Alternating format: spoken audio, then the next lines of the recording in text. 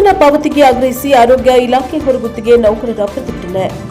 ಜಿಲ್ಲೆಯ ಆರೋಗ್ಯ ಇಲಾಖೆಯ ವಿವಿಧ ಪ್ರಾಥಮಿಕ ಆರೋಗ್ಯ ಕೇಂದ್ರಗಳು, ಸಮುದಾಯ ಆರೋಗ್ಯ ಕೇಂದ್ರಗಳು ಹಾಗೂ ಆಸ್ಪತ್ರೆಗಳಲ್ಲಿ ಕಾರ್ಯವನ್ನು ನಿರ್ವಹಿಸುತ್ತಿರುವ ಸಿ ಮತ್ತು ಡಿ ಗ್ರೂಪ್ ಹೊರಗುತ್ತಿಗೆ ನೌಕರರಿಗೆ ಬಾಕಿ ಇರುವ ವೇತನವನ್ನು ಕೂಡಲೇ ಪಾವತಿಸಬೇಕು ಎಂದು ಆಗ್ರಹಿಸಿ ರಾಯಚೂರು ಜಿಲ್ಲಾ ಆರೋಗ್ಯ ಇಲಾಖೆ ಸಿ ಮತ್ತು ಡಿ ಗ್ರೂಪ್ ಹೊರಗುತ್ತಿಗೆ ನೌಕರರು ಸಂಘ ಹಾಗೂ ಟಿಯುಸಿಐ ಜಿಲ್ಲಾ ಸಮಿತಿ ವತಿಯಿಂದ ಶುಕ್ರವಾರ ಟಿಪ್ಪು ಸುಲ್ತಾನ್ ಗಾರ್ಡನ್ನಲ್ಲಿ ಪ್ರತಿಭಟನೆಯನ್ನು ನಡೆಸಲಾಯಿತು.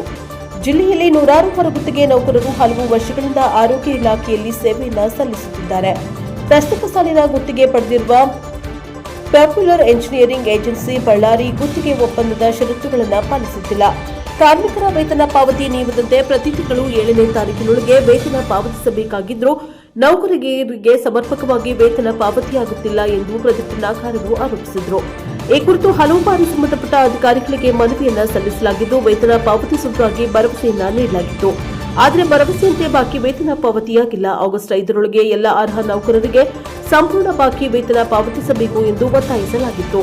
ಬೇಡಿಕೆ ಈಡೇರದ ಹಿನ್ನೆಲೆಯಲ್ಲಿ ಆಗಸ್ಟ್ 14ರಂದು ಪ್ರತಿಭಟನೆ ನಡೆಸುವುದಾಗಿ ಸಂಘ ಎಚ್ಚರಿಕೆಯನ್ನ ನೀಡಿತು ಎಂದರು.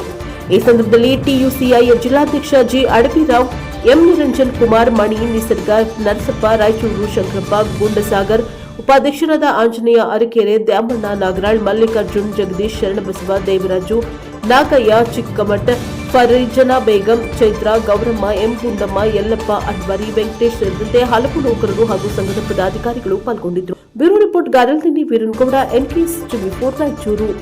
ಇಲಾಖೆಯ ಸಿ ಮತ್ತು ಡಿ ಗ್ರೂಪ್ ನೌಕರರ ಸಂಘದ ನೇತೃತ್ವದಲ್ಲಿ ಇವತ್ತೇನು ಇಲ್ಲಿ ಧರಣಿ ಹೋರಾಟ ಆರಂಭ ಆಗಿದೆ.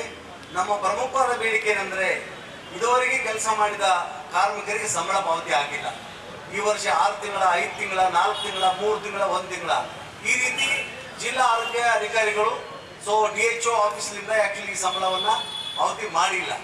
ಜೊತೆಗೆ ಈ ಕಳೆದ 10 ವರ್ಷಗಳಿಂದ ಗುತ್ತಿಗೆ ಏಜೆನ್ಸಿಗಳ ಮೂಲಕ ನಮ್ಮ ಕಾರ್ಮಿಕರು ನುಡಿಸ್ತಾ ಇದ್ದಾರೆ.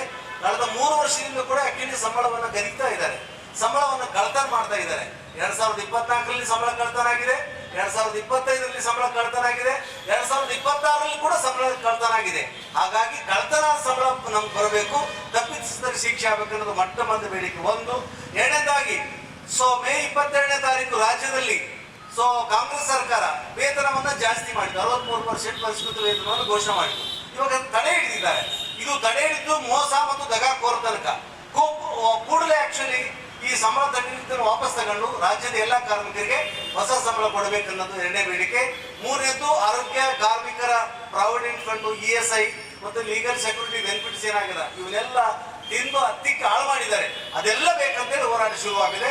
ಹೋರಾಟವನ್ನು ಮುಂದುವರಿಸ್ತೀವಿ. ಆರ್ ಮಾನ್ಸಯ್ಯ, ಗೌರವಾಧ್ಯಕ್ಷ, ರಾಯಚೂರು ಜಿಲ್ಲಾ ಆರೋಗ್ಯ ಇಲಾಖೆ ಸಿ ಮತ್ತು ಡಿ ಗ್ರೂಪ್ ನೌಕರರ ಸಂಘ. ಈ ವಿಷಯ ಥ್ಯಾಂಕ್ ಯು.